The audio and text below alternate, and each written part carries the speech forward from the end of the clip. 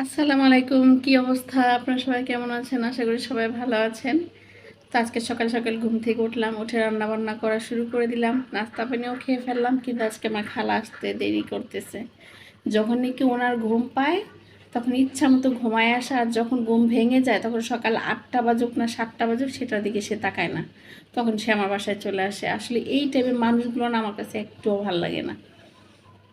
মানে আমি অনেক কিছু স্যাক্রিফাইস করি, আসলে বাসার কাজের বুয়াদের সাথে মানুষ যে কেন খারাপ ব্যবহার করে এটা এখন বুঝি আমি।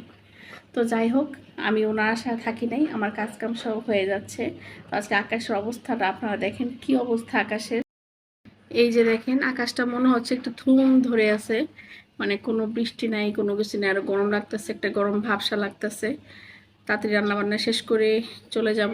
দেখেন এই বাসায় একটা কি কত সুন্দর ডাব হয়েছে, দেখেন কি সুন্দর কচি কচি ডাব, দেখলে খুব ভালো লাগে। কিন্তু গাছগুলো ছাঁটায় না, ছাঁটালে হয়তো বা ডাবগুলো আরো বড় হইতো, অনেকগুলো ডাব হইতো।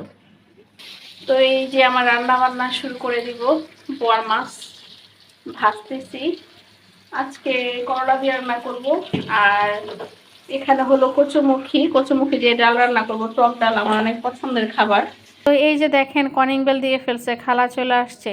মানে আজকে সে ঘুমায় তারপর সে আসছে। সে যখন এরকম ঘুমায় থাকে, সপ্তাহে দেখা যায় আপনার 2-3 দিন এইভাবে আসে, তারপর তার মন মতো সে আসে। তো যাই হোক, সে এখন আসছে, সে কাটাকাটি করতেছে। আমি কিন্তু এই তরকারিগুলো আমি কেটে ফেললাম, কারণ তার আশায় দেখে দেখে দেখে আমি সময় চলে যেতেছে, যেহেতু আবার স্কুলে যেতে হবে, তার জন্য এই তরকারিটুকু আমি কেটে ফেললাম। আর এইভাবে কিন্তু করলা পাতলা পাতলা করে কেটে কিন্তু বোয়াল মাছ দিয়ে, শোল মাছের মাথা দিয়ে কিন্তু খেতে অনেক মজা। আর আপনারা কে কি এরকম করে খাবার খান আমাকে একটু জানাবেন, আপনাদের দেশে খায় কিনা। এটা কিন্তু আমার শাশুড়ি এভাবে রান্না করতো, শাশুড়ি বিক্রমপুরের ছিল। তো কিন্তু এভাবে বোয়াল মাছের লেজ, বোয়াল মাছের মাথা যা আছে সবকিছু এভাবে দিয়ে রান্না করতো, খুব টেস্ট। তো আজকে রান্নাটা আমি করতেছি এভাবে, কারণ আপনাদের ভাইয়া কালকে রাত্রে হঠাৎ করে আমাকে বলতেছে যে সেই করলা দিয়ে এইভাবে তরকারি খাবে। তো ভাবলাম যেহেতু বলছে তাহলে রান্না করে দিই। আর উনি আজকে আমাকে পেঁয়াজ কেটে দিচ্ছে, যেহেতু আমার কালকে সকালে আবার পেঁয়াজ লাগতে পারে, উনি আসতে দেরি হয়ে গেলে আমার আবার কাটতে হয়। তো এখন আমি এগুলো ভালো করে চটকাবো, আর এটা দিয়ে টক ডাল রান্না করব। টক বলতে চিংড়ি মাছ দিয়ে। এটা কে কে খেয়েছেন জানাবেন, অনেক মজার একটা খাবার।